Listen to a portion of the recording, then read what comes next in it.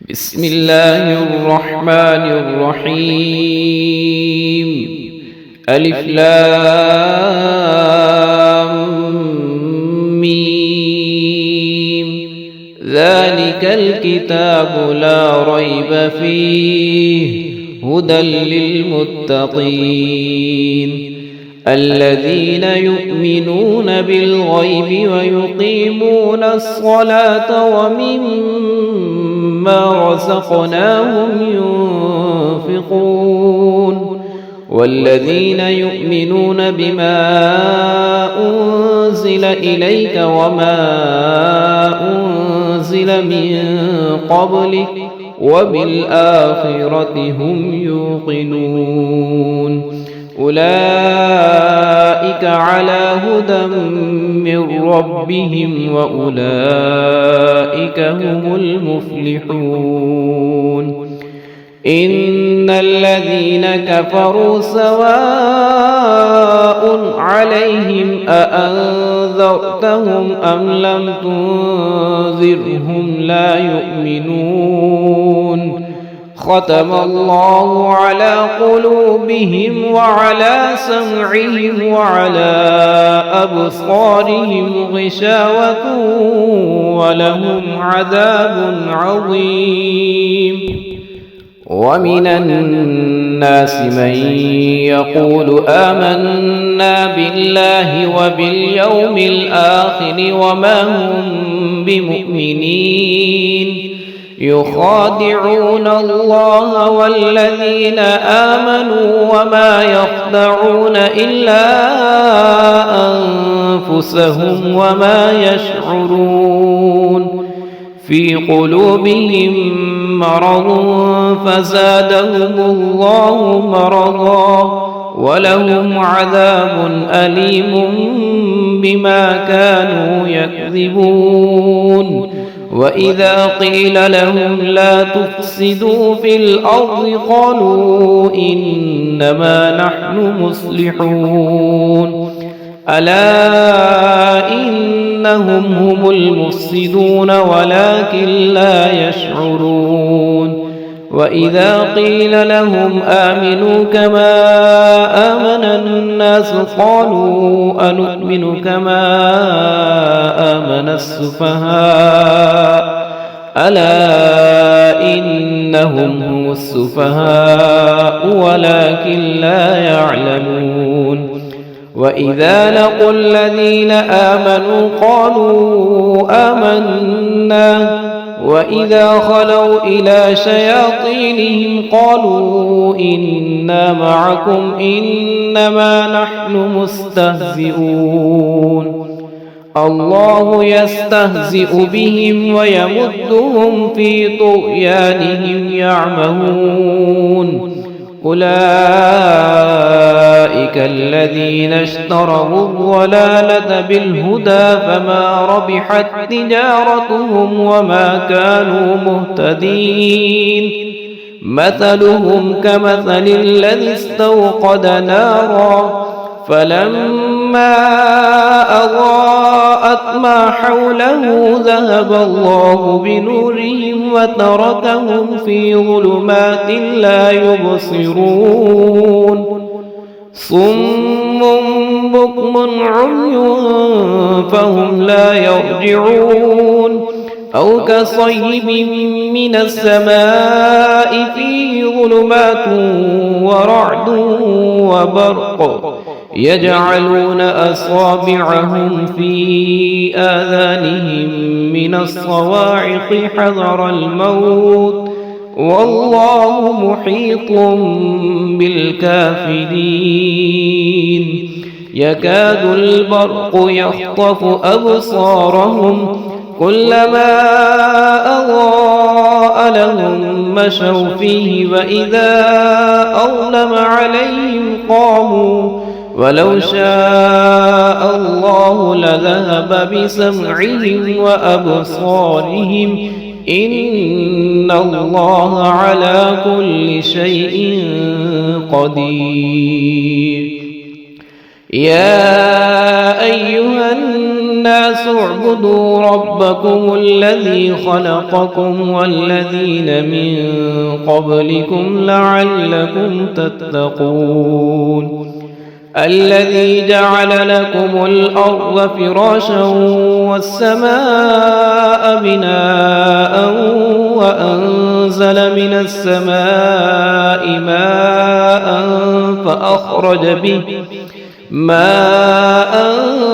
فأخرج به من الثمرات رزقا لكم فلا تجعلوا لله أندادا وأنتم تعلمون وإن كنتم في ريب مما نزلنا على عبدنا فأتوا بسورة من مثله وادعوا شهداءكم من دون الله إن كنتم صادقين فإن لم تفعلوا ولن تفعلوا فاتقوا النار التي وقودها الناس والحجارة أعدت للكافرين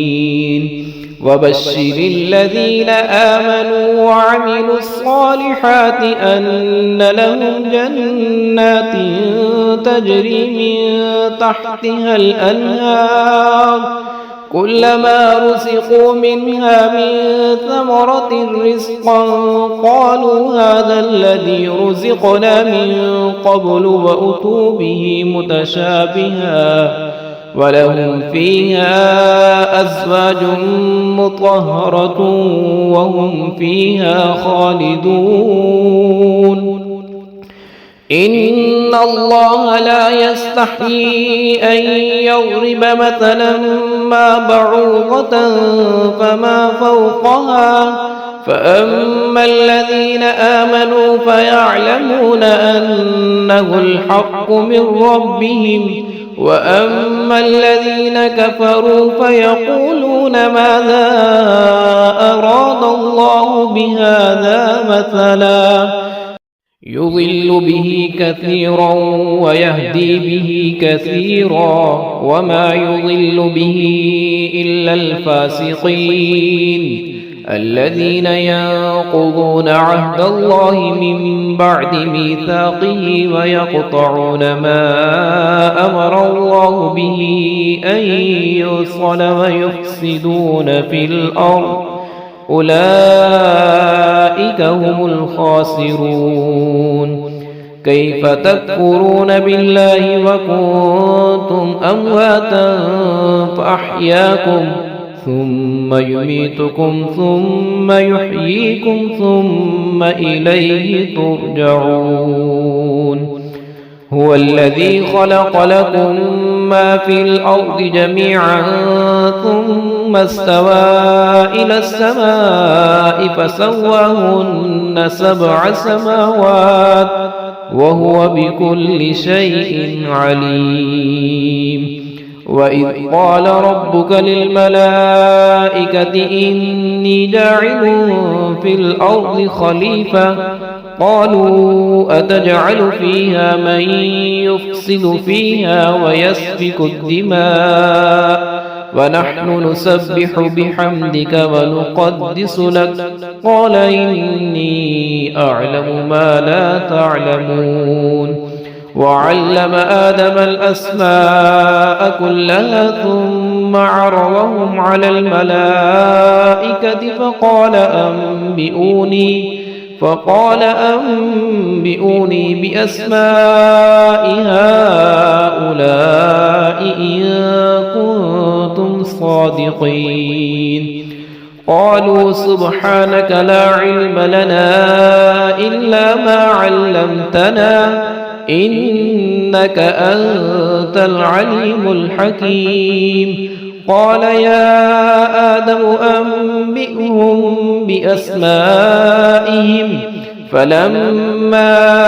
أنبأهم بأسمائهم قال ألم أقل لكم إني أعلم غيب السماوات والأرض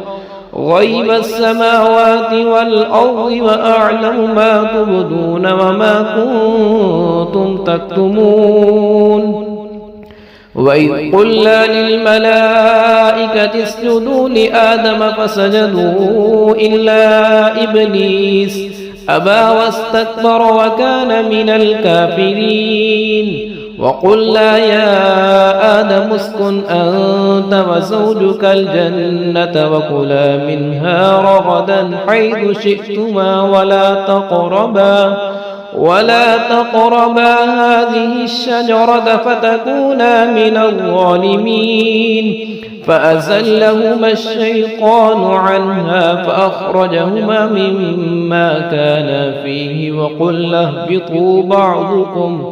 وقلنا اهبطوا بعضكم لبعض عدو ولكم في الأرض مستقر ومتاع إلى حين فتلقى آدم من ربه كلمات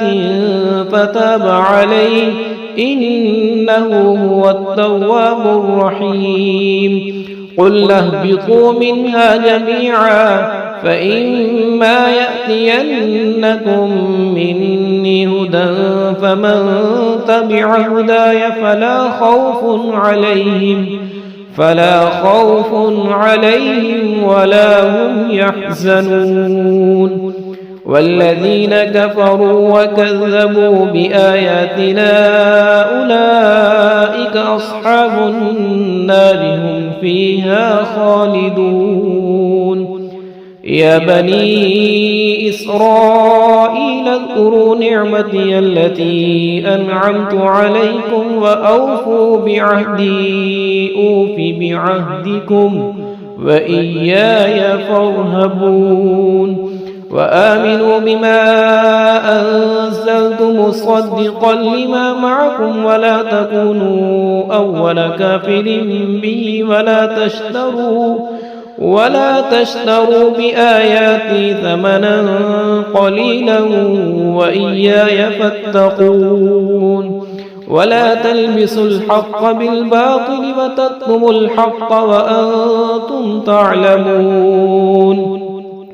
وأقيموا الصلاة وآتوا الزكاة واركعوا مع الراكعين أتأمرون الناس بالبر وتنسون أنفسكم وأنتم تتلون الكتاب أفلا تعقلون واستعينوا بالصبر والصلاة وإنها لكبيرة إلا على الخاشعين الذين يظنون أنهم ملاقو ربهم وأنهم إليه راجعون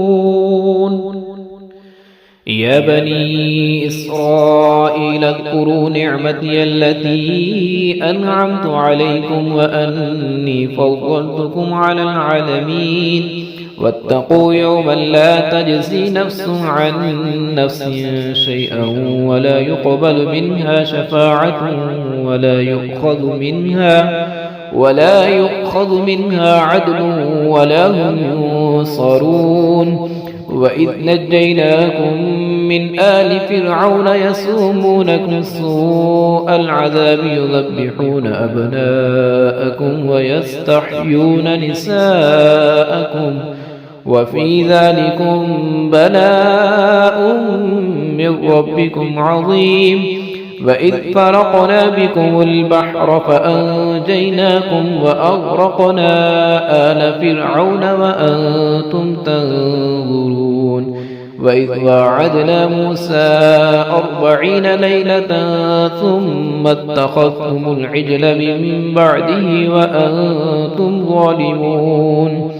ثم عفونا عنكم من بعد ذلك لعلكم تشكرون وإذ آتينا موسى الكتاب والفرقان لعلكم تهتدون وإذ قال موسى لقومه يا قوم إنكم ظلمتم أنفسكم باتخاذكم العجل فتوبوا إلى بارئكم فاقتلوا أنفسكم ذلكم خير لكم عند بارئكم فتاب عليكم إنه هو التواب الرحيم. وإذ قلتم يا موسى لن نؤمن لك حتى نرى الله جهرة فأخذتكم الصاعقة وأنتم تنظرون ثم بعثناكم من بعد موتكم لعلكم تشكرون وظللنا عليكم الغمام وأنزلنا عليكم المن والسلوى كلوا من طيبات ما رزقناكم وما ظلمونا ولكن كانوا أنفسهم يظلمون. وإذ قلنا ادخلوا هذه القرية فكلوا منها حيث شئتم رغدا وادخلوا الباب سجدا وقولوا حطة نغفر لكم خطاياكم وسنزيد المحسنين. فبدل الذين ظلموا قولا غير الذي قيل لهم فأنزلنا على الذين ظلموا رجزا من السماء بما كانوا يفسقون. وإذ استسقى موسى لقومه فقل اضرب بعصاك الحجر فانفجرت منه 12 عينا قد علم كل أناس مشربهم كلوا واشربوا من رزق الله ولا تعثوا في الأرض مفسدين. وإذ قلتم يا موسى لن نصبر على طعام واحد فادع لنا ربك يخرج لنا مما تنبت الأرض من بقلها وقثائها وفومها وعدسها وبصلها قال أتستبدلون الذي هو أدنى بالذي هو خير اهبطوا مصرا فإن لكم ما سألتم وضربت عليهم الذلة والمسكنة وباءوا بغضب من الله ذلك بأنهم كانوا يكفرون بآيات الله ويقتلون النبيين بغير الحق ذلك بما عصوا وكانوا يعتدون. إن الذين آمنوا والذين هادوا والنصارى والصابئين من آمن بالله واليوم الآخر وعمل صالحا فلهم أجرهم عند ربهم ولا خوف عليهم ولا هم يحزنون. وإذ أخذنا ميثاقكم ورفعنا فوقكم الطور خذوا ما آتيناكم بقوة واذكروا ما فيه لعلكم تتقون ثم توليتم من بعد ذلك فلولا فضل الله عليكم ورحمته لكنتم من الخاسرين. ولقد علمتم الذين اعتدوا منكم في السبت فقلنا لهم كونوا قردة خاسئين فجعلناها نكالا لما بين يديها وما خلفها وموعظة للمتقين. وإذ قال موسى لقومه إن الله يأمركم أن تذبحوا بقرة قالوا أتتخذنا هزوا قال أعوذ بالله أن أكون من الجاهلين. قالوا ادع لنا ربك يبين لنا ما هي قال إنه يقول إنها بقرة لا فارغ ولا بكر عوان بين ذلك فافعلوا ما تؤمرون. قالوا ادع لنا ربك يبين لنا ما لونها قال إنه يقول إنها بقرة صفراء فاقع لونها تسر الناظرين. قالوا ادع لنا ربك يبين لنا ما هي إن البقرة تشابه علينا وإنا إن شاء الله لمهتدون قال إنه يقول إنها بقرة لا ذلول تثير الأرض ولا تسقي الحرث مسلمة لا شية فيها قالوا الآن جئت بالحق فذبحوها وما كانوا يفعلون وإذ قتلتم نفسا فادارأتم فيها والله مخرج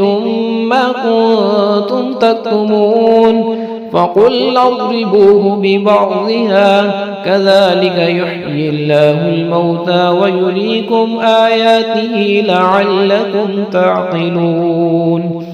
ثم قست قلوبكم من بعد ذلك فهي كالحجارة أو أشد قسوة وإن من الحجارة لما يتفجر منه الأنهار وإن منها لما يشقق فيخرج منه الماء وإن منها لما يهبط من خشية الله وما الله بغافل عما تعملون أفتطمعون أن يؤمنوا لكم وقد كان فريق منهم يسمعون كلام الله ثم يحرفونه من بعد ما عقلوه وهم يعلمون وإذا لقوا الذين آمنوا قالوا آمنا وإذا خلا بعضهم إلى بعض قالوا أتحدثونهم بما فتح الله عليكم ليحاجوكم به عند ربكم أفلا تعقلون أولا يعلمون أن الله يعلم ما يسرون وما يعلنون ومنهم أميون لا يعلمون الكتاب إلا أماني وإن هم إلا يظنون فويل للذين يكتبون الكتاب بأيديهم ثم يقولون هذا من عند الله ليشتروا به ثمنا قليلا فويل لهم مما كتبت أيديهم وويل لهم مما يكسبون وقالوا لن تمسنا النار إلا أياما معدودة قل أتخذتم عند الله عهدا فلن يخلف الله عهده أم تقولون على الله ما لا تعلمون بلى من كسب سيئة وأحاطت به خطيئته فأولئك أصحاب النار هم فيها خالدون والذين آمنوا وعملوا الصالحات أولئك أصحاب الجنة هم فيها خالدون وإذ أخذنا ميثاق بني إسرائيل لا تعبدون إلا الله وبالوالدين إحسانا وذي القربى واليتامى والمساكين وقولوا للناس حسنا وأقيموا الصلاة وآتوا الزكاة ثم توليتم إلا قليلا منكم وأنتم معرضون وإذ أخذنا ميثاقكم لا تسفكون دماءكم ولا تخرجون أنفسكم من دياركم ثم أقررتم وأنتم تشهدون ثم أنتم هؤلاء تقتلون أنفسكم وتخرجون فريقا منكم من من ديارهم تظاهرون عليهم بالإثم والعدوان وإن يأتوكم أسارى تفادوهم وهو محرم عليكم إخراجهم أفتؤمنون ببعض الكتاب وتكفرون ببعض فما جزاء من يفعل ذلك منكم إلا خزي في الحياة الدنيا ويوم القيامة يردون إلى أشد العذاب وما الله بغافل عما تعملون أولئك الذين اشتروا الحياة الدنيا بالآخرة فلا يخفف عنهم العذاب ولا هم ينصرون ولقد آتينا موسى الكتاب وقفينا من بعده بالرسل وآتينا عيسى ابن مريم البينات وأيدناه بروح القدس أفكلما جاءكم رسول بما لا تهوى أنفسكم استكبرتم ففريقا كذبتم وفريقا تقتلون وقالوا قلوبنا غلف بل لعنهم الله بكفرهم فقليلا ما يؤمنون ولما جاءهم كتاب من عند الله مصدق لما معهم وكانوا من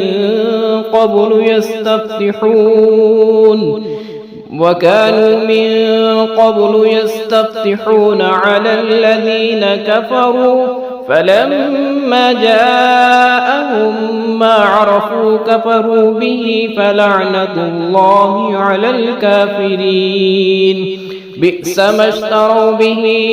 أنفسهم أن يكفروا بما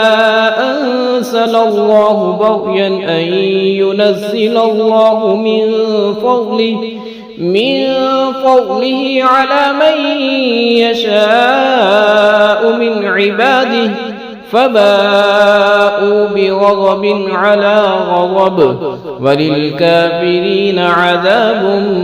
مهين وإذا قيل لهم آمنوا بما أنزل الله قالوا نؤمن بما أنزل علينا ويكفرون بما وراءه وهو الحق مصدقا لما معهم قل فلم تقتلون أنبياء الله من قبل إن كنتم مؤمنين ولقد جاءكم موسى بالبينات ثم اتخذتم العجل من بعده وأنتم ظالمون وإذ أخذنا ميثاقكم ورفعنا فوقكم الطور خذوا ما آتيناكم بقوة واسمعوا قالوا سمعنا وعصينا وأشربوا في قلوبهم العجل بكفرهم قل بئس ما يأمركم به إيمانكم إن كنتم مؤمنين قل إن كانت لكم الدار الآخرة عند الله خالصة من دون الناس فتمنوا الموت إن كنتم صادقين ولن يتمنوه أبدا بما قدمت أيديهم والله عليم بالظالمين ولتجدنهم أحرص الناس على حياة ومن الذين أشركوا يود أحدهم لو يعمر 1000 سنة وما هو بمزحزحه من العذاب أن يعمر والله بصير بما يعملون. قل من كان عدوا لجبريل فإنه نزله على قلبك بإذن الله مصدقا لما بين يديه وهدى وبشرى للمؤمنين. من كان عدوا لله وملائكته ورسله وجبريل وميكال فإن الله عدو للكافرين. ولقد أنزلنا إليك آيات بينات وما يكفر بها إلا الفاسقون. أوكلما عاهدوا عهدا نبذه فريق منهم بل أكثرهم لا يؤمنون. ولما جاءهم رسول من عند الله مصدق لما معهم نبذ فريق من الذين أوتوا الكتاب كتاب الله وراء ظهورهم كأنهم لا يعلمون. واتبعوا ما تتلو الشياطين على ملك سليمان وما كفر سليمان ولكن الشياطين كفروا يعلمون الناس السحر وما أنزل على الملكين ببابل هاروت وماروت وما يعلمان من أحد حتى يقولا إنما نحن فتنة فلا تكفر فيتعلمون منهما ما يفرقون به بين المرء وزوجه وما هم بضارين به من أحد إلا بإذن الله ويتعلمون ما يضرهم ولا ينفعهم ولقد علموا لمن اشتراه ما له في الآخرة من خلاق ولبئس ما شروا به أنفسهم لو كانوا يعلمون. ولو أنهم آمنوا واتقوا لمثوبة من عند الله خير لو كانوا يعلمون. يا أيها الذين آمنوا لا تقولوا راعنا وقولوا انظرنا واسمعوا وللكافرين عذاب أليم. ما يود الذين كفروا من أهل الكتاب ولا المشركين أن ينزل عليكم من خير من ربكم والله يختص برحمته من يشاء والله ذو الفضل العظيم. ما ننسخ من آية أو ننسها نأت بخير منها أو مثلها. ألم تعلم أن الله على كل شيء قدير. ألم تعلم أن الله له ملك السماوات والأرض وما لكم من دون الله من ولي ولا نصير. أم تريدون أن تسألوا رسولكم كما سئل موسى من قبل ومن يتبدل الكفر بالإيمان فقد ضل سواء السبيل. ود كثير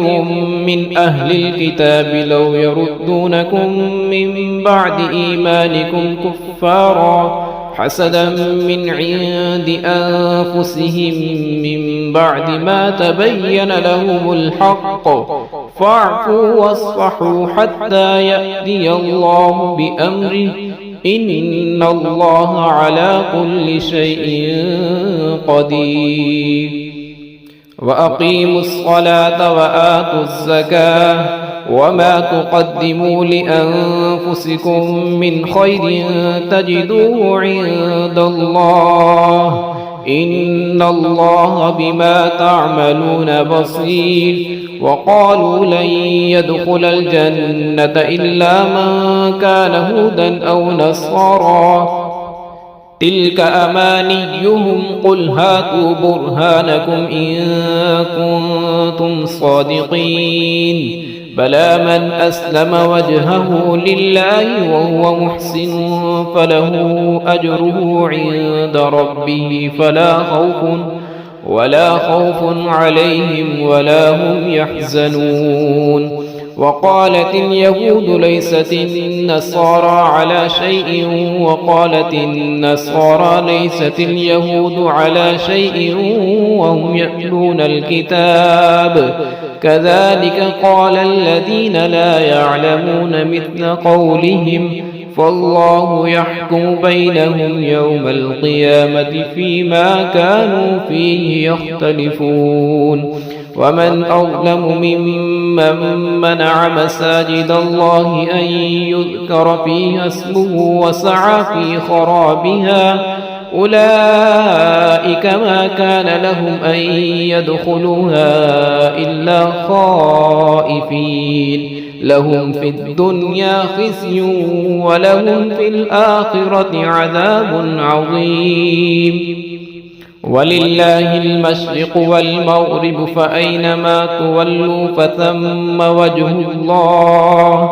إن الله سميع عليم وقالوا اتخذ الله ولدا سبحانه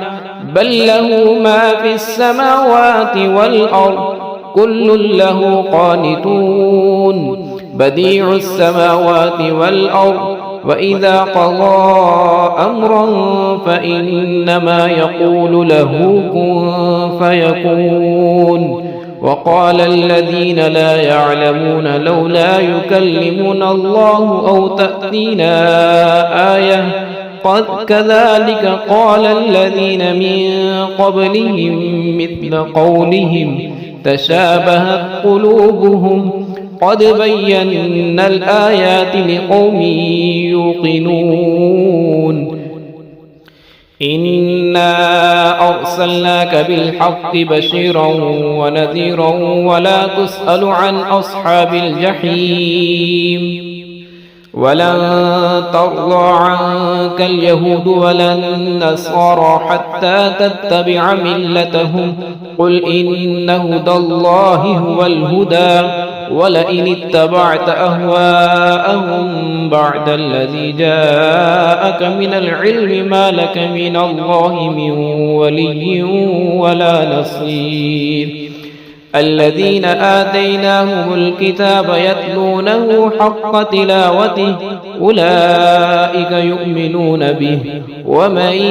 يكفر به فأولئك هم الخاسرون يا بني إسرائيل اذكروا نعمتي التي أنعمت عليكم وأني فضلتكم على العالمين واتقوا يوما لا تجزي نفس عن نفس شيئا ولا يقبل منها عدل ولا تنفعها شفاعة ولا هم ينصرون وإذ ابتلى إبراهيم ربه بكلمات فأتمهن قال إني جاعلك للناس إماما قال ومن ذريتي قال لا ينال عهد الظالمين وإذ جعلنا البيت مثابة للناس وأمنا واتخذوا من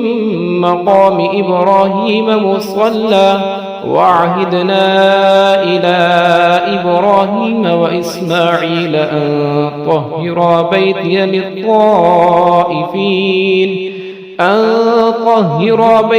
للطائفين والعاكفين والركع السجود وإذ قال إبراهيم رب اجعل هذا بلدا آمنا وارزق أهله من الثمرات من آمن منهم بالله واليوم الآخر قال ومن كفر فأمتعه قليلا ثم أضطره إلى عذاب النار وبئس المصير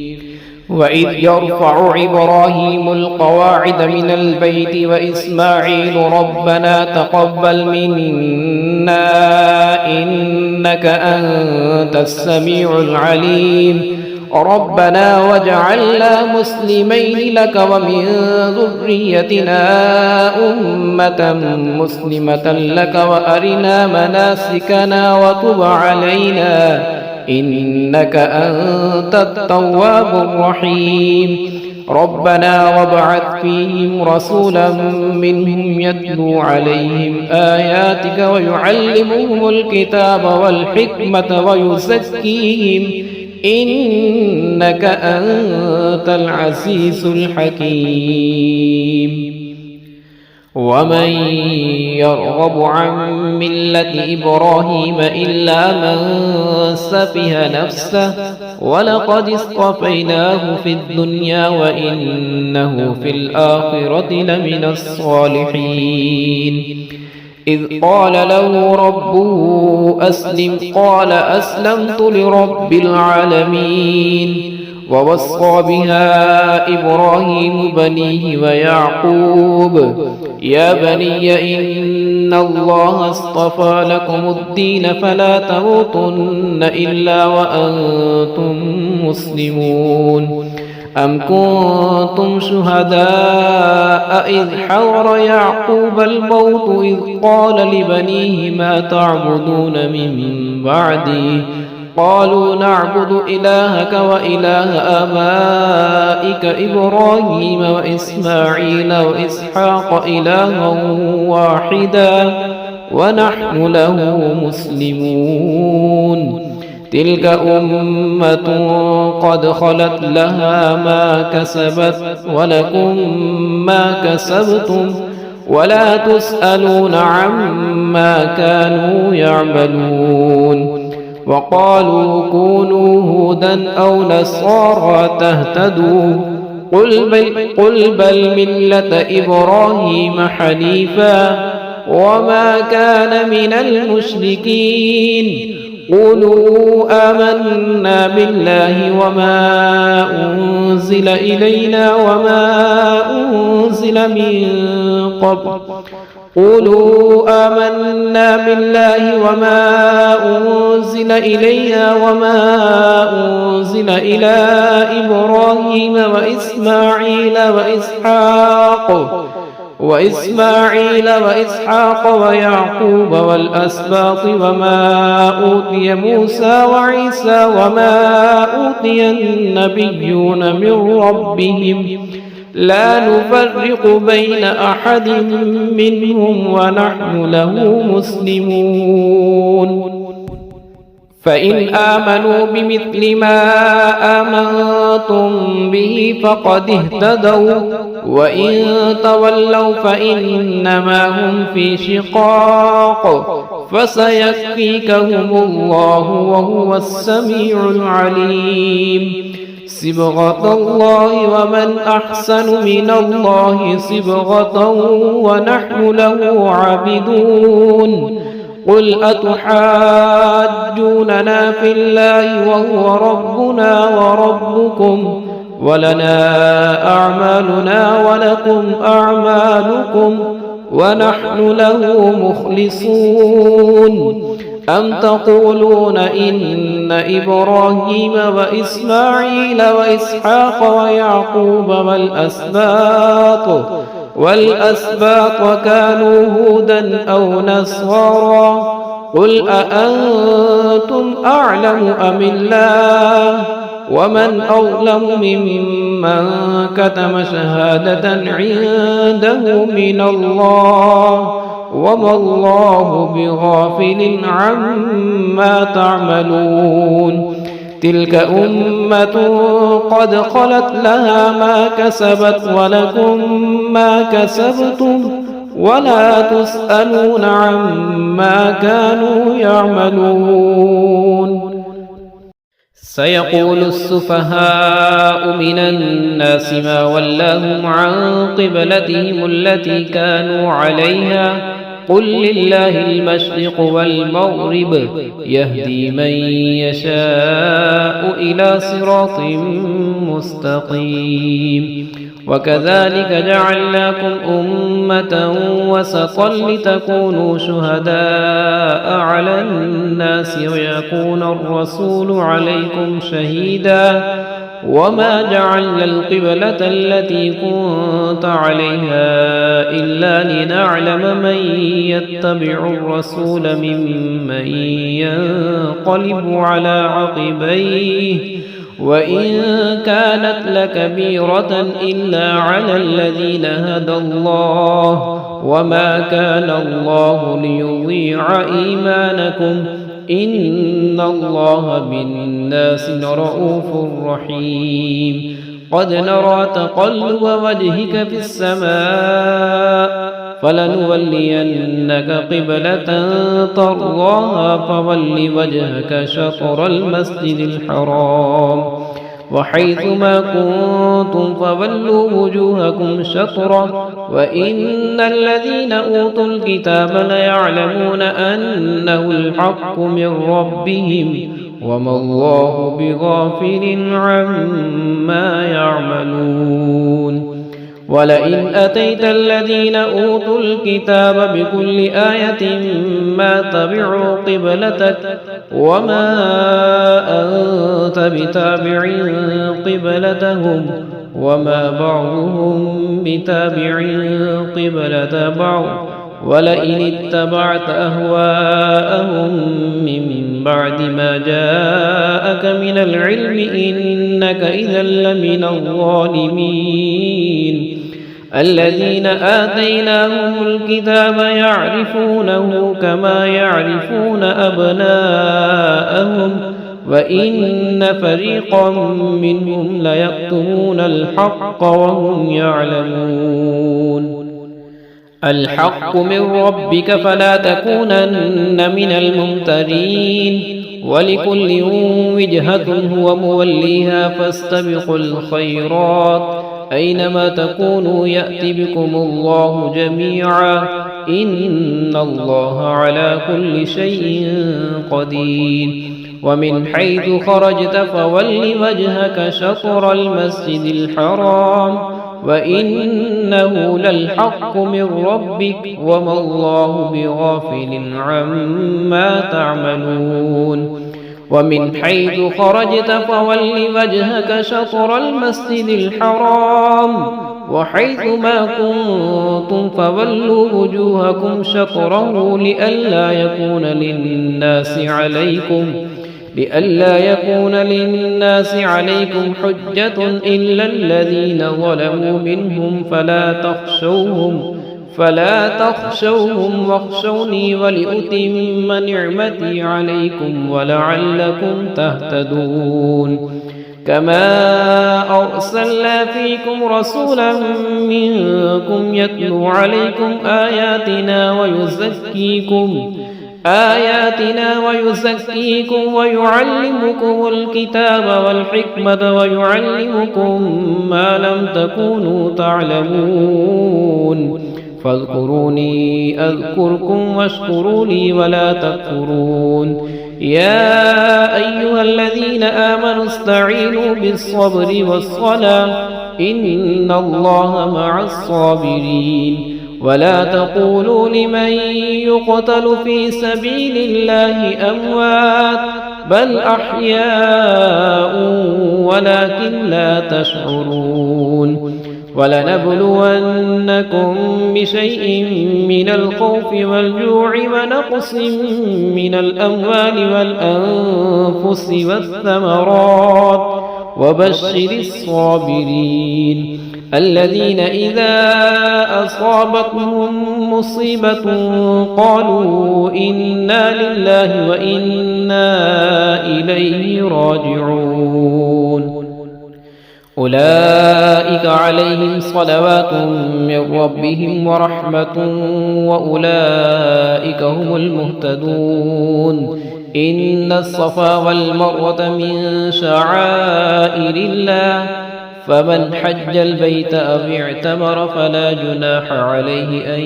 يطوف بهما ومن تطوع خيرا فإن الله شاكر عليم إن الذين يكتمون ما أنزلنا من البينات والهدى من بعد ما بيناه للناس في الكتاب أولئك يلعنهم الله ويلعنهم اللاعنون إلا الذين تابوا وأصلحوا وبينوا فأولئك أتوب عليهم وأنا التواب الرحيم إن الذين كفروا وماتوا وهم كفار أولئك عليهم لعنة الله والملائكة والناس أجمعين خالدين فيها لا يخفف عنهم العذاب ولا هم ينظرون وإلهكم إله واحد لا إله إلا هو الرحمن الرحيم إن في خلق السماوات والأرض واختلاف الليل والفلك التي تجري في البحر بما ينفع الناس وما أنزل الله من السماء من ماء فأحيا به الأرض بعد موتها وبث فيها من كل دابة وتصريف الرياح والسحاب المسخر بين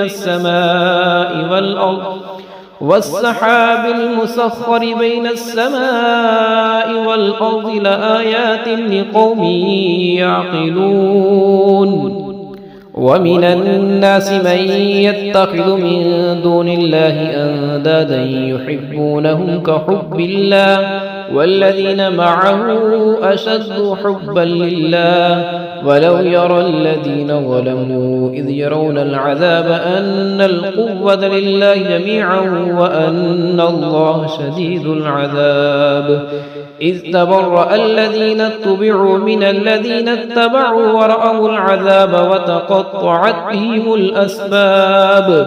وقال الذين اتبعوا لو أن لنا كرة فنتبرأ منهم كما تبرأوا منا كذلك يريهم الله أعمالهم حسرات عليهم وما هم بخارجين من النار يا أيها الناس كلوا مما في الأرض حلالا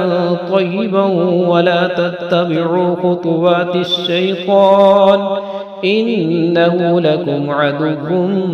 مبين إنما يأمركم بالسوء والفحشاء وأن تقولوا على الله ما لا تعلمون وإذا قيل لهم اتبعوا ما أنزل الله قالوا بل نتبع ما ألفينا عليه آباءنا أولو كان آباؤهم لا يعقلون شيئا ولا يهتدون ومثل الذين كفروا كمثل الذي ينعق بما لا يسمع إلا دعاء ونداء صم بكم عمي فهم لا يعقلون يا أيها الذين آمنوا كلوا من طيبات ما رزقناكم واشكروا لله إن كنتم إياه تعبدون إنما حرم عليكم الميتة والدم ولحم الخنزير وما أهل به لغير الله فمن اضطر غير باغ ولا عاد فلا إثم عليه إن الله غفور رحيم إن الذين يكتمون ما أنزل الله من الكتاب ويشترون به ثمنا قليلا أولئك ما يأكلون في بطونهم إلا النار ولا يكلمهم الله يوم القيامة ولا يزكيهم ولهم عذاب أليم أولئك الذين اشتروا الضلالة بالهدى والعذاب بالمغفرة فما أصبرهم على النار ذلك بأن الله نزل الكتاب بالحق وإن الذين اختلفوا في الكتاب لفي شقاق بعيد ليس البر أن تولوا وجوهكم قبل المشرق والمغرب ولكن البر من آمن بالله واليوم الآخر والملائكة والكتاب والنبيين وآتى المال على حبه ذوي القربى واليتامى والمساكين وابن السبيل والسائلين وفي الرقاب وأقام الصلاة وآتى الزكاة والموفون بعهدهم إذا عاهدوا والصابرين في البأساء والضراء وحين البأس أولئك الذين صدقوا وأولئك هم المتقون يا أيها الذين آمنوا كتب عليكم القصاص في القتلى الحر بالحر والعبد بالعبد والأنثى بالأنثى فمن عفي له من أخيه شيء فاتباع بالمعروف وأداء إليه بإحسان ذلك تخفيف من ربكم ورحمة فمن اعتدى بعد ذلك فله عذاب أليم ولكم في القصاص حياة يا أولي الألباب لعلكم تتقون كتب عليكم إذا حضر أحدكم الموت إن ترك خيرا الوصية للوالدين والأقربين بالمعروف حقا على المتقين فمن بدله بعدما سمعه فإنما إثمه على الذين يبدلونه إن الله سميع عليم فمن خاف من موص جنفا أو إثما فأصلح بينهم فلا إثم عليه إن الله غفور رحيم يا أيها الذين آمنوا كتب عليكم الصيام كما كتب على الذين من قبلكم لعلكم تتقون أياما معدودات فمن كان منكم مريضا أو على سفر فعدة من أيام أخر وعلى الذين يطيقونه فدية طعام مسكين فمن تطوع خيرا فهو خير له وأن تصوموا خير لكم إن كنتم تعلمون شهر رمضان الذي أنزل فيه القرآن هدى للناس وبينات من الهدى والفرقان فمن شهد منكم الشهر فليصم ومن كان مريضا أو على سفر فعدة من أيام أخر يريد الله بكم اليسر ولا يريد بكم العسر ولتكملوا العدة ولتكبروا الله على ما هداكم ولعلكم تشكرون وإذا سألك عبادي عني فإني قريب أجيب دعوة الداعي إذا دعاني فليستجيبوا لي وليؤمنوا بي لعلهم يرشدون أحل لكم ليلة الصيام الرفث إلى نسائكم هن لباس لكم وأنتم لباس لهن علم الله أنكم كنتم تختانون أنفسكم فتاب عليكم وعفى عنكم فالآن باشروهن وابتغوا ما كتب الله لكم وكلوا واشربوا حتى يتبين لكم الخيط الأبيض من الخيط الأسود من الفجر ثم أتموا الصيام إلى الليل ولا تباشروهن وأنتم عاكفون في المساجد تلك حدود الله فلا تقربوها كذلك يبين الله آياته للناس لعلهم يتقون ولا تأكلوا أموالكم بينكم بالباطل وتدلوا بها إلى الحكام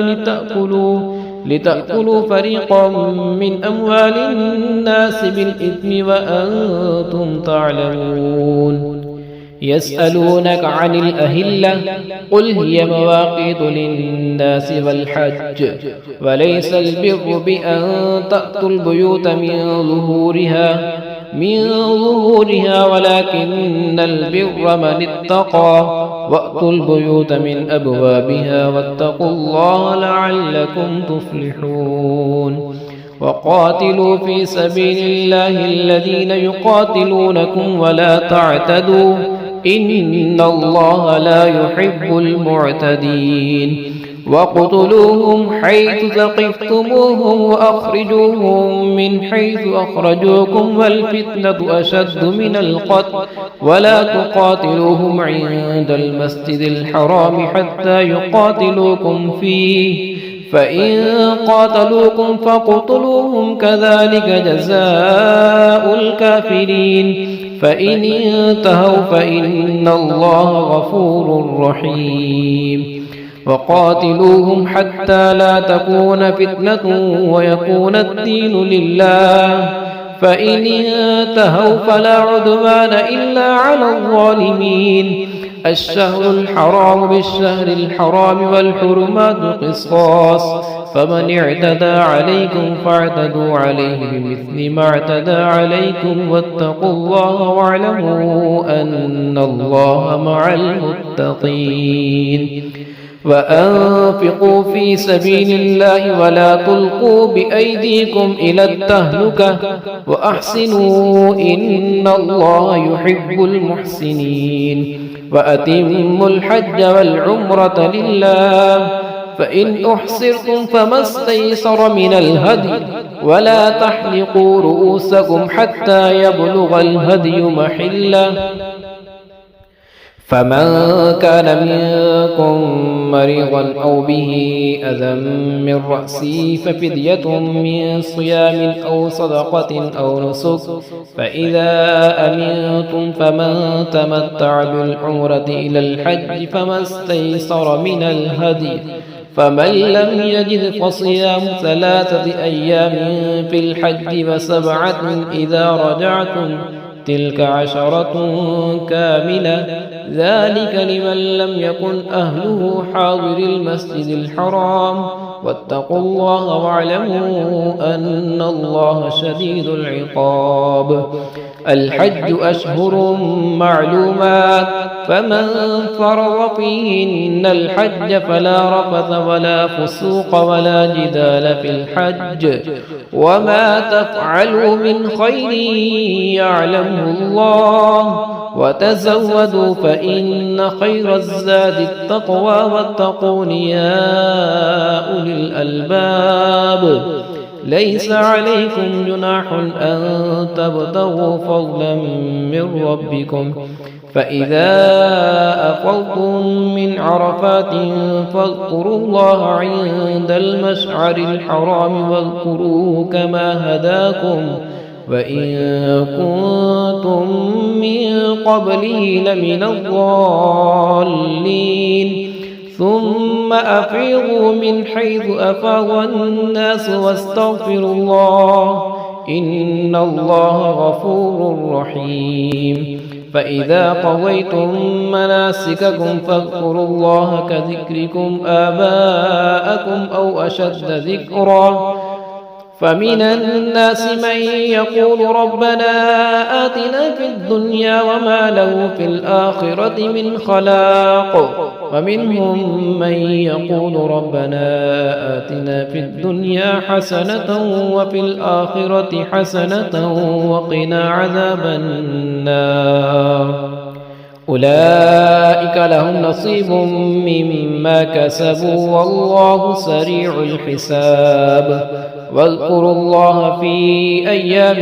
معدودات فمن تعجل في يومين فلا إثم عليه ومن تأخر فلا إثم عليه لمن اتقى واتقوا الله واعلموا أنكم إليه تحشرون. ومن الناس من يعجبك قوله في الحياة الدنيا ويشهد الله على ما في قلبه وهو ألد الخصام وإذا تولى سعى في الأرض ليفسد فيها ويهلك الحرث والنسل والله لا يحب الفساد. وإذا قيل له اتق الله أخذته العزة بالإثم فحسبه جهنم ولبئس المهاد. ومن الناس من يشري نفسه ابتغاء مرضات الله والله رؤوف بالعباد. يا أيها الذين آمنوا ادخلوا في السلم كافة ولا تتبعوا خطوات الشيطان إنه لكم عدو مبين. فإن زللتم من بعد ما جاءتكم البينات فاعلموا أن الله عزيز حكيم. هل ينظرون إلا أن يأتيهم الله في ظلل من الغمام والملائكة وقضي الأمر وإلى الله ترجع الأمور. سل بني إسرائيل كم آتيناهم من آية بينة ومن يبدل نعمة الله من بعد ما جاءته فإن الله شديد العقاب. زين للذين كفروا الحياة الدنيا ويسخرون من الذين آمنوا والذين اتقوا فوقهم يوم القيامة والله يرزق من يشاء بغير حساب. كان الناس أمة واحدة فبعث الله النبيين مبشرين ومنذرين وأنزل معهم الكتاب بالحق ليحكم بين الناس فيما اختلفوا فيه وما اختلف فيه إلا الذين أوتوه من بعد ما جاءتهم البينات بغيا بينهم فهدى الله الذين آمنوا لما اختلفوا فيه من الحق بإذنه والله يهدي من يشاء إلى صراط مستقيم. أم حسبتم أن تدخلوا الجنة ولما يأتكم مثل الذين خلوا من قبلكم مستهم البأساء والضراء وزلزلوا حتى يقول الرسول الذين آمنوا معه متى نصر الله ألا إن نصر الله قريب. يسألونك ماذا ينفقون قل ما أنفقتم من خير فللوالدين والأقربين واليتامى والمساكين وابن السبيل وما تفعلوا من خير فإن الله به عليم. كتب عليكم القتال وهو كره لكم وعسى أن تكرهوا شيئا وهو خير لكم وعسى أن تحبوا شيئا وهو شر لكم والله يعلم وأنتم لا تعلمون. يسألونك عن الشهر الحرام قتال فيه قل قتال فيه كبير وصد عن سبيل الله وكفر به والمسجد الحرام وإخراج أهله منه أكبر عند الله والفتنة أكبر من القتل ولا يزالون يقاتلونكم حتى يردوكم عن دينكم إن استطاعوا ومن يرتد منكم عن دينه فيمت وهو كافر فأولئك حبطت أعمالهم في الدنيا والآخرة وأولئك أصحاب النار هم فيها خالدون. إن الذين آمنوا والذين هاجروا وجاهدوا في سبيل الله أولئك يرجون رحمة الله والله غفور رحيم. يسألونك عن الخمر والميسر قل فيهما إثم كبير ومنافع للناس وإثمهما أكبر من نفعهما ويسألونك ماذا ينفقون قل العفو كذلك يبين الله لكم الآيات لعلكم تتفكرون في الدنيا والآخرة. ويسألونك عن اليتامى قل إصلاح لهم خير وإن تخالطوهم فإخوانكم والله يعلم المفسد من المصلح ولو شاء الله لأعنتكم إن الله عزيز حكيم. ولا تنكحوا المشركات حتى يؤمنوا ولأمة مؤمنة خير من مشركة ولو أعجبتكم ولا تنكحوا المشركين حتى يؤمنوا ولعبد مؤمن خير من مشرك ولو أعجبكم أولئك يدعون إلى النار والله يدعو إلى الجنة والمغفرة بإذنه ويبين آياته للناس لعلهم يتذكرون. ويسألونك عن المحيض قل هو أذى فاعتزلوا النساء في المحيض ولا تقربوهن حتى يطهرن فإذا تطهرن فأتوهن من حيث أمركم الله إن الله يحب التوابين ويحب المتطهرين. نساؤكم حرث لكم فأتوا حرثكم أنى شئتم وقدموا لأنفسكم واتقوا الله واعلموا أنكم ملاقوه وبشر المؤمنين. ولا تجعلوا الله عرضة لأيمانكم أن تبروا وتتقوا وتصلحوا بين الناس والله سميع عليم. لا يؤاخذكم الله باللغو في أيمانكم ولكن يؤاخذكم بما كسبت قلوبكم والله غفور حليم. للذين يؤلون من نسائهم تربص 4 أشهر فإن فاءوا فإن الله غفور رحيم. وإن عزموا الطلاق فإن الله سميع عليم. والمطلقات يتربصن بأنفسهن 3 قروء ولا يحل لهن أن يكتمن ما خلق الله في أرحامهن إن كن يؤمن بالله واليوم الآخر وبعولتهن أحق بردهن في ذلك إن أرادوا إصلاحا ولهن مثل الذي عليهن بالمعروف وللرجال عليهن درجة والله عزيز حكيم.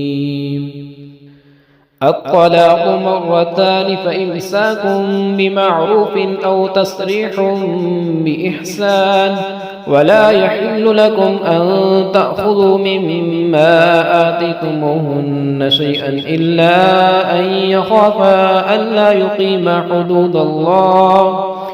فإن خفتم ألا يقيما حدود الله فلا جناح عليهما فيما افتدت به تلك حدود الله فلا تعتدوها ومن يتعد حدود الله فأولئك هم الظالمون. فإن طلقها فلا تحل له من بعد حتى تنكح زوجا غيره. فإن طلقها فلا جناح عليهما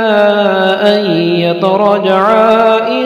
ظنا أن يقيما حدود الله، وتلك حدود الله يبينها لقوم يعلمون. وإذا طلقتم النساء فبلغن أجلهن فأمسكوهن بمعروف أو سرحوهن بمعروف ولا تمسكوهن ضرارا لتعتدوا، ومن يفعل ذلك فقد ظلم نفسه. ولا تتخذوا آيات الله هزوا واذكروا نعمة الله عليكم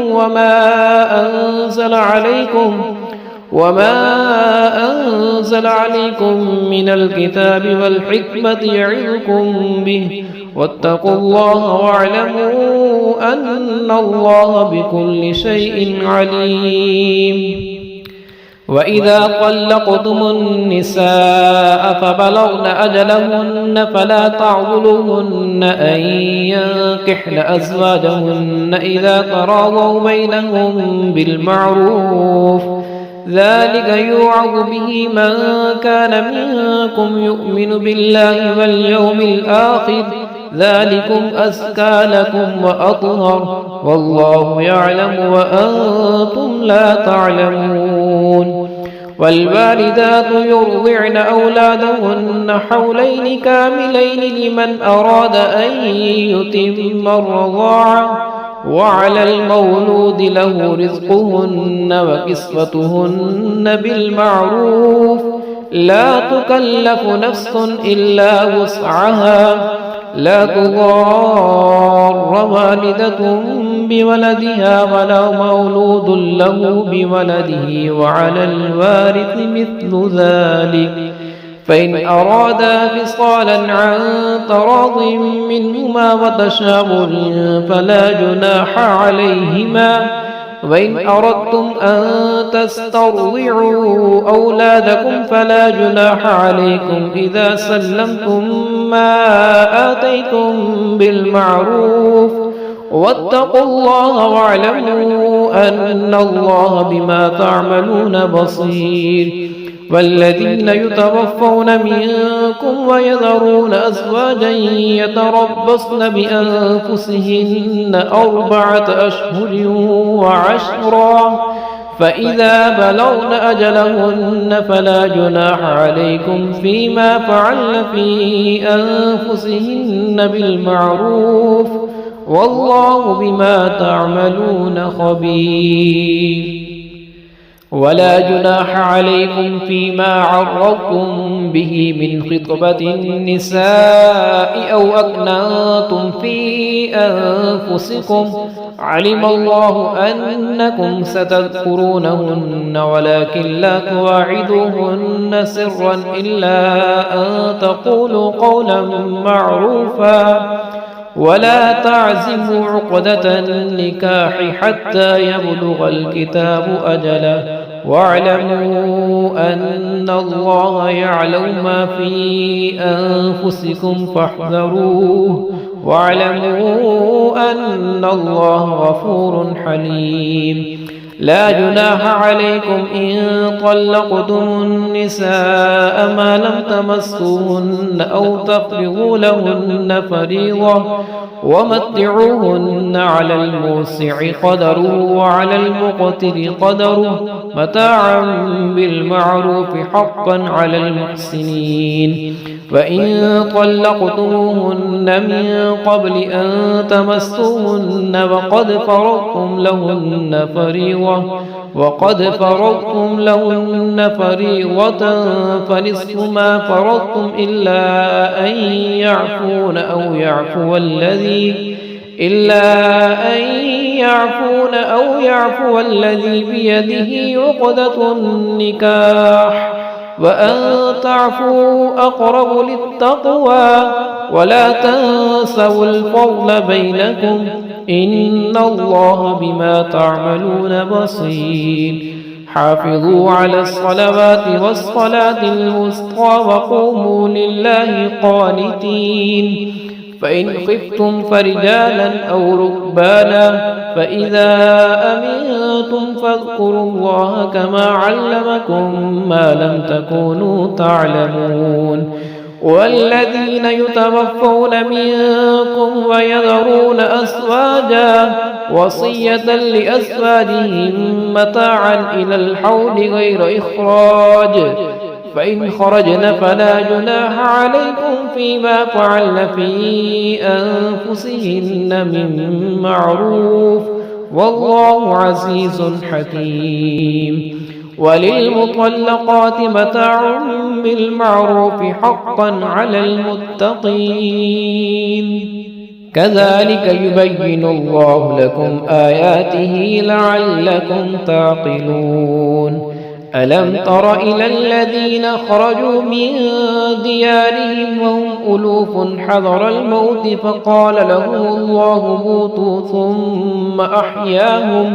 إن الله لذو فضل على الناس ولكن أكثر الناس لا يشكرون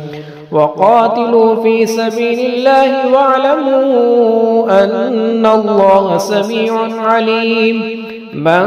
ذا الذي يقرض الله قرضا حسنا فيضاعفه له أضعافا كثيرة والله يقبض ويبسط وإليه ترجعون ألم تر إلى الملأ من بني إسرائيل من بعد موسى إذ قالوا لنبي له ابعث لنا ملكا نقاتل في سبيل الله قال هل عسيتم إن كتب عليكم القتال ألا تقاتلوا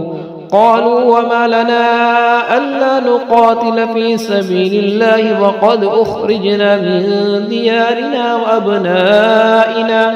فلما كتب عليهم القتال تولوا إلا قليلا منهم والله عليم بالظالمين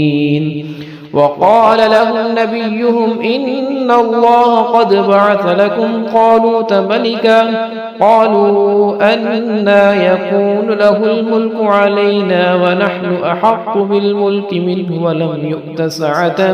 من المال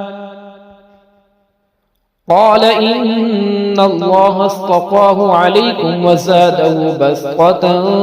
في العلم والجسم والله يؤتي ملكه من يشاء والله واسع عليم وقال لهم نبيهم إن آية ملكه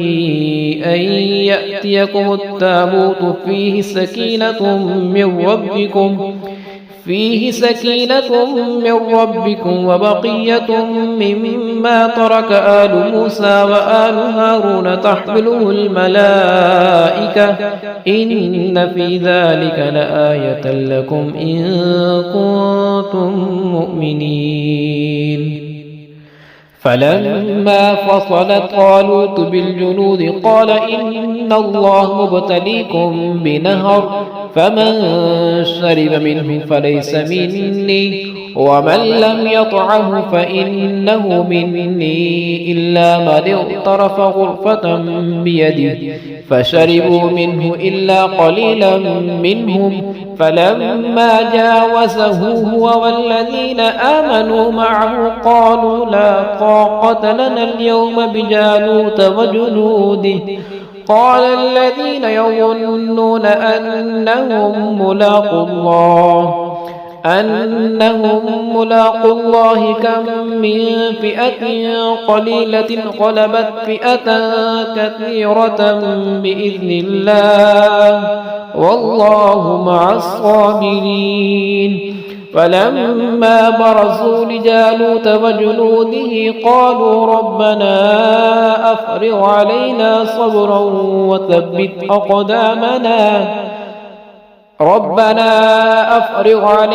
صبرا وثبت أقدامنا وانصرنا على القوم الكافرين فهزموهم بإذن الله وقتل داود جالوت وآتاه الله الملك والحكمة وعلمه مما يشاء ولولا دفع الله الناس بعضهم ببعض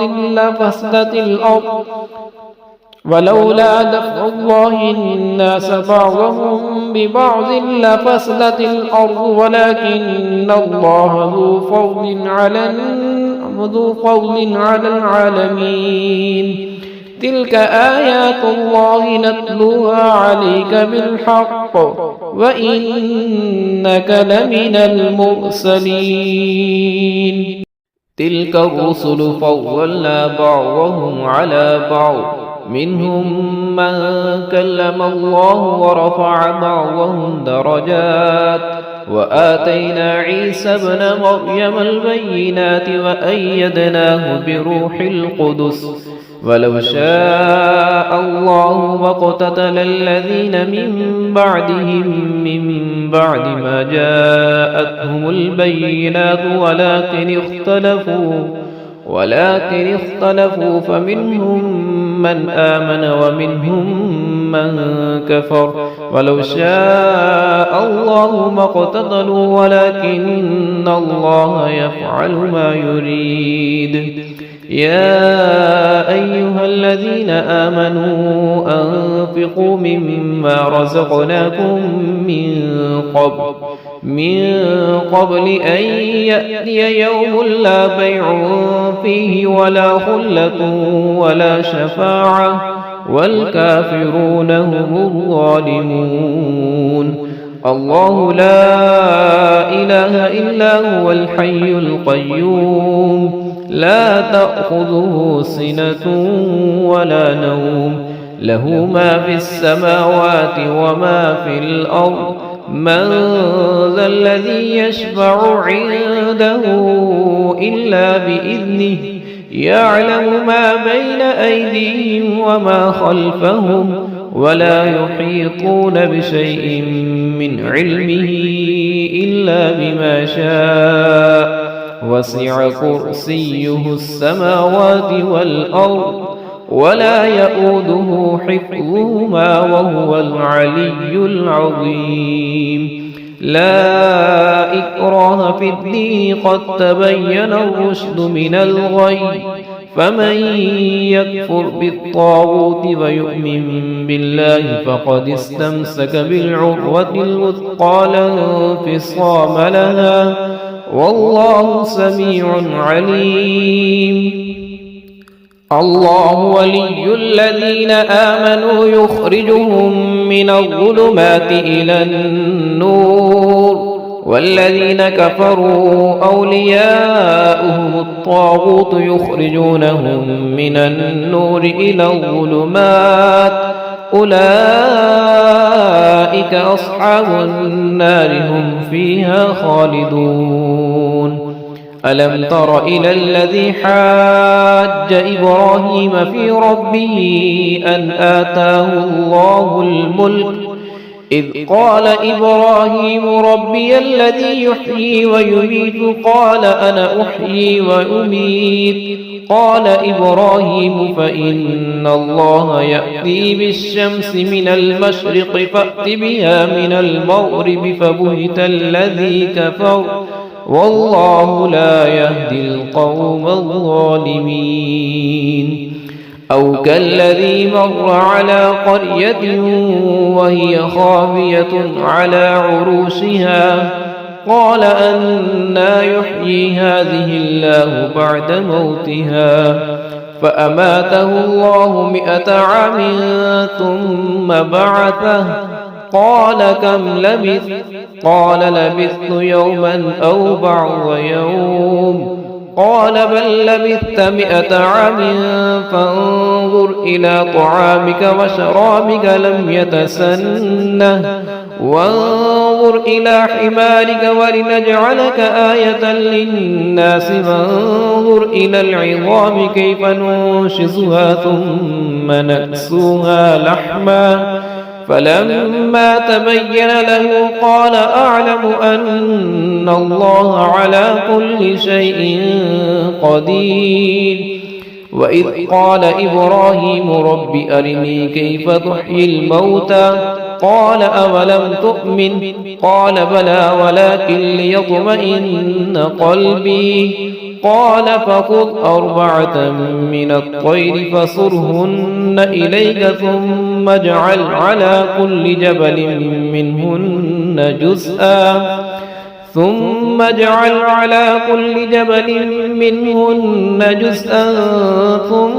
ادعهن يأتينك سعيا واعلم أن الله عزيز حكيم.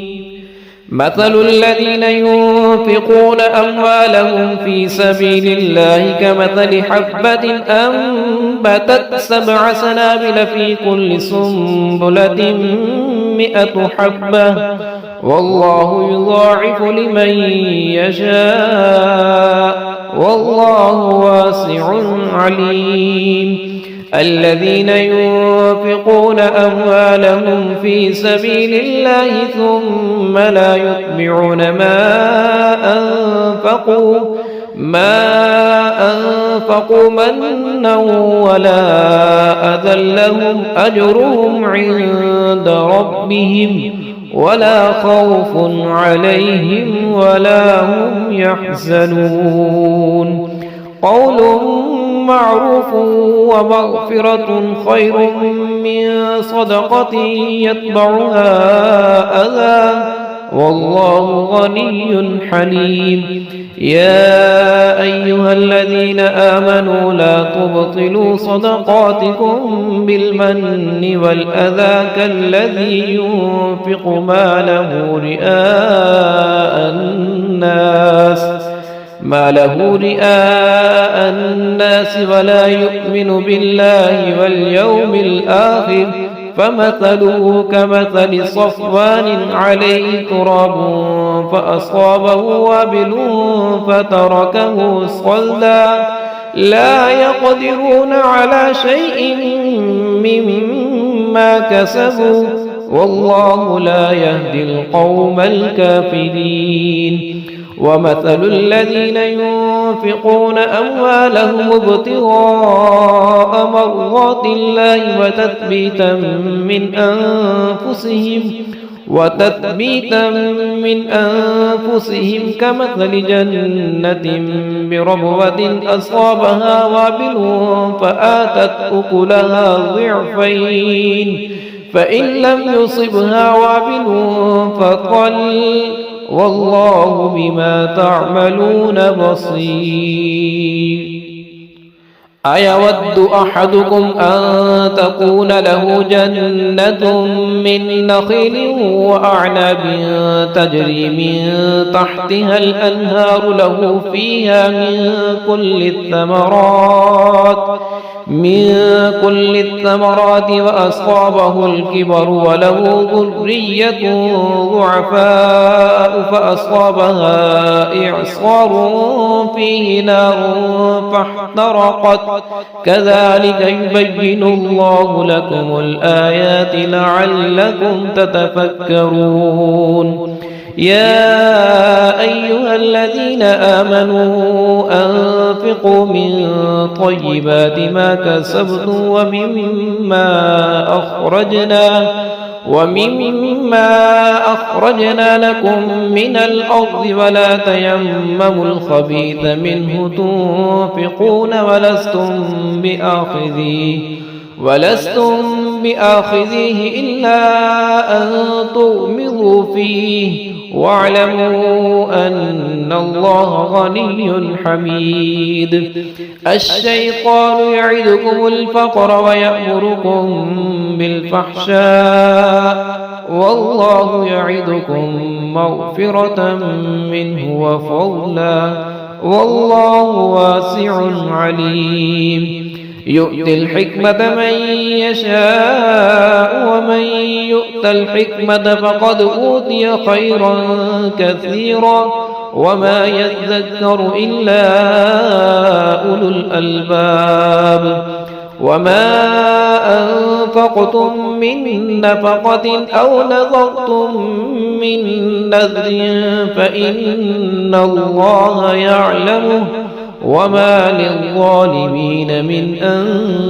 أنصار إن تبدوا الصدقات فنعما هي وإن تخفوها وتؤتوها الفقراء فهو خير لكم ويكفر عنكم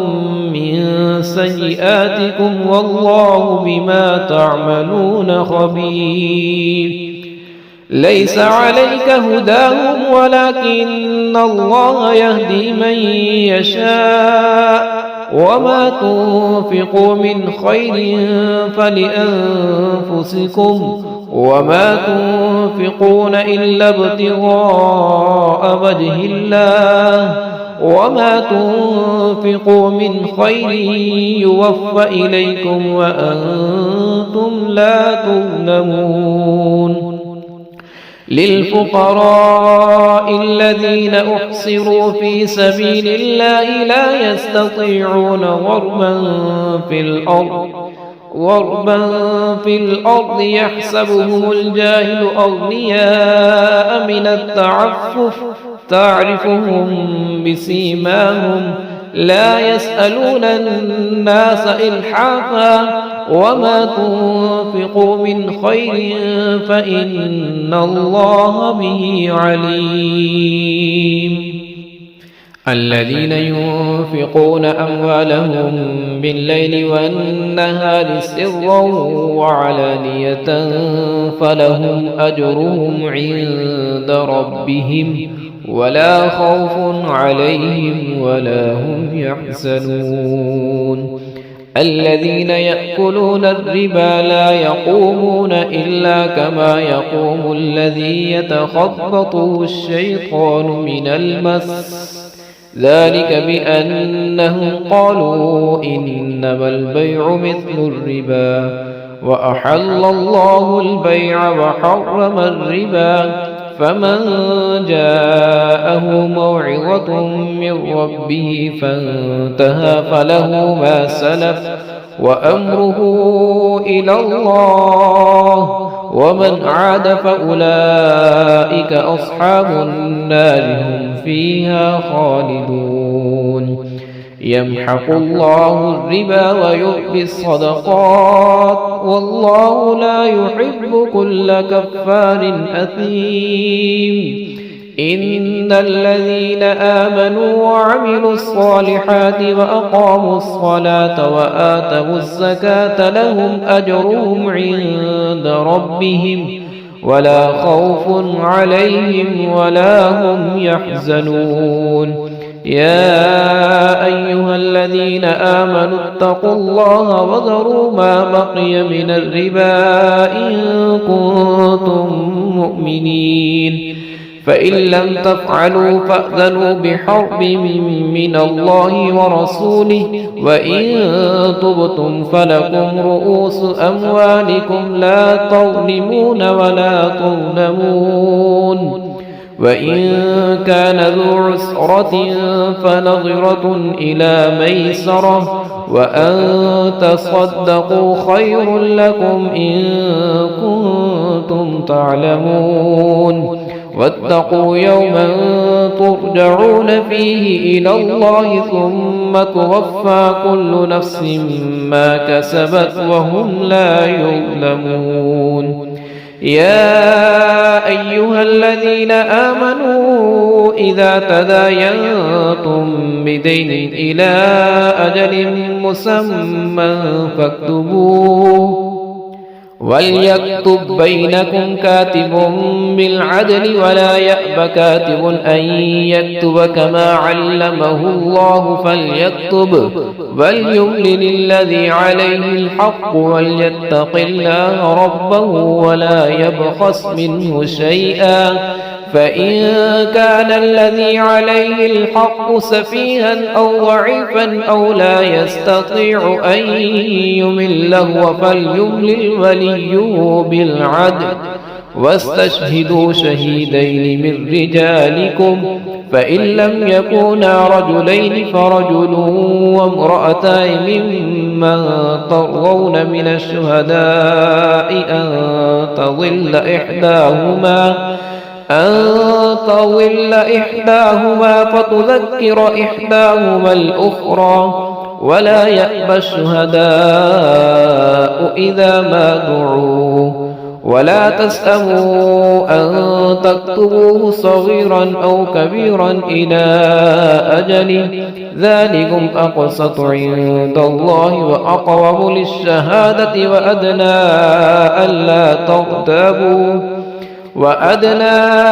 ألا ترتابوا إلا أن تكون تجارة عاذرة تديرونها بينكم فليس عليكم جناح ألا تكتبوها وأشهدوا إذا تبايعتم ولا يضار كاتب ولا شهيد وإن تفعلوا فإنه فسوق بكم واتقوا الله ويعلمكم الله والله بكل شيء عليم. وإن كنتم على سفر ولم تجدوا كاتبا فرهان مقبوضة فإن أمن بعضكم بعضا فليؤدي الذي اؤتمن أمانته وليتق الله ربه ولا تكتموا الشهادة ومن يكتمها فإنه آثم قلبه والله بما تعملون عليم. لله ما في السماوات وما في الأرض وإن تبدوا ما في أنفسكم أو تخفوا يحاسبكم به الله فيغفر لمن يشاء ويعذب من يشاء والله على كل شيء قدير. آمن الرسول بما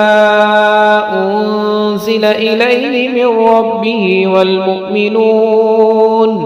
كل آمن بالله وملائكته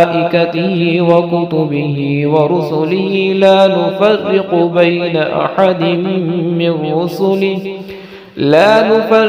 بين أحد من رسله وقالوا سمعنا وأطعنا غفرانك ربنا وإليك المصير. لا يكلف الله نفسا إلا وسعها لها ما كسبت وعليها ما اكتسبت ربنا لا تؤاخذنا إن نسينا أو أخطأنا ربنا ولا تحمل علينا إصرا كما حملته على الذين من قبلنا ربنا ولا تحملنا ما لا طاقة لنا به واعف عنا واغفر لنا وارحمنا أنت مولانا فانصرنا على القوم الكافرين.